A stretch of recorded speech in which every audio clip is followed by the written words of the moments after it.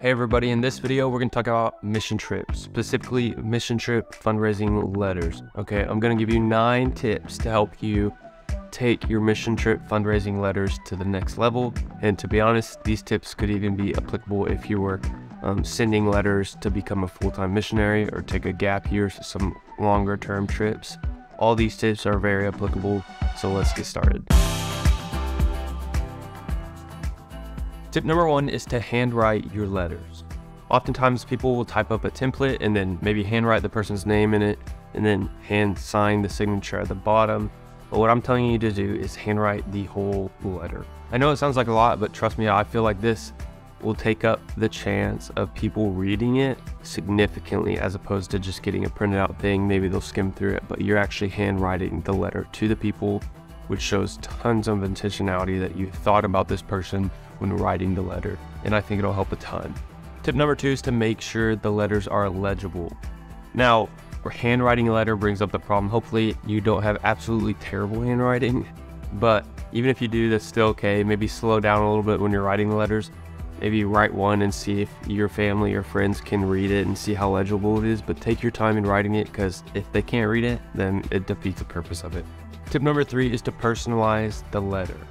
Now, for the majority of the letter, it'll probably be the same thing as all the other letters, but what I'm telling you to do is personalize a little bit at the beginning, maybe a sentence or two that is specific to the person you're sending this letter to. Maybe it's talking about how you haven't seen them in a while, how you had a good time catching up with them the other day, how you enjoy seeing them at church all the time, whatever it is. Maybe add that little custom sentence or two, and again, that'll help significantly that person feel that you are very intentional, they will feel valued, and it will help them want to give to your trip even more. Tip number 4 is don't make it too short. You definitely don't want it to be like the letter you maybe get from your grandma or grandpa for Christmas or birthdays, where it's just a card and then they just sign grandma and grandpa, right? You don't want it to be like that.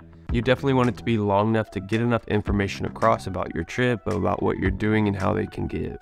Ironically, it takes us to tip number 5, which is at the same time, don't make the letter too long. I mean, the letters will probably be a decent amount of writing, especially because you're doing it by hand. But if they're too long, I feel like it'll be a little difficult for them to get the motivation to read the whole thing. So I'm not talking about 2 or 3 pages front and back. Definitely don't write it that long. Keep it short enough to where they can read through it in about a minute or 2, and it's not discouraging them from reading the whole thing because it's too long. Tip number 6 is to use cardstock.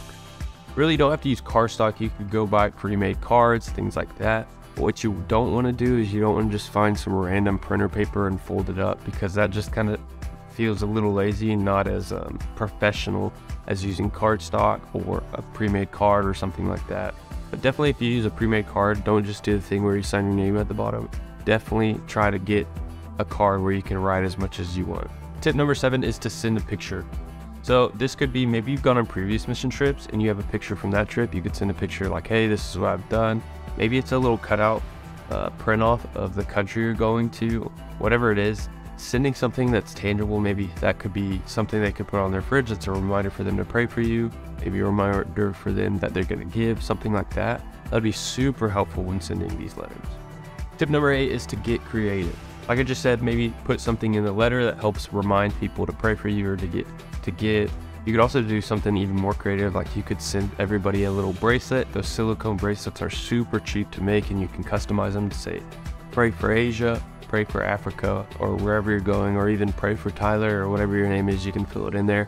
Hope people remember to pray for your trip. Something along those lines. But get creative in thinking through things you can send with your letters, or maybe ways you can go about it.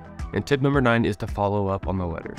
Once you send a letter, definitely reach out to the person. You could even do a double thing where you reach out to them to let them know, hey, there's a letter coming for you in the mail, just be on the lookout, and then follow up once they've gotten the letter. Or you could just follow up once you think they've gotten the letter. I hope these tips were helpful for you in learning to write your mission trip fundraising letters. If you need any help, we've actually created a template that you can follow along as you're writing the letters or thinking through ideas. Check the description below to download it.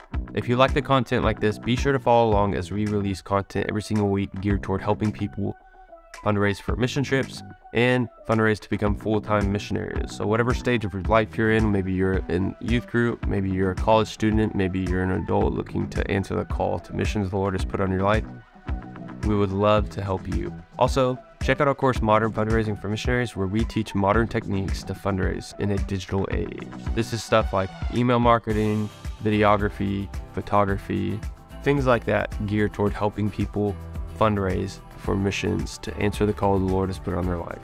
Thanks for watching, and we'll see you next time.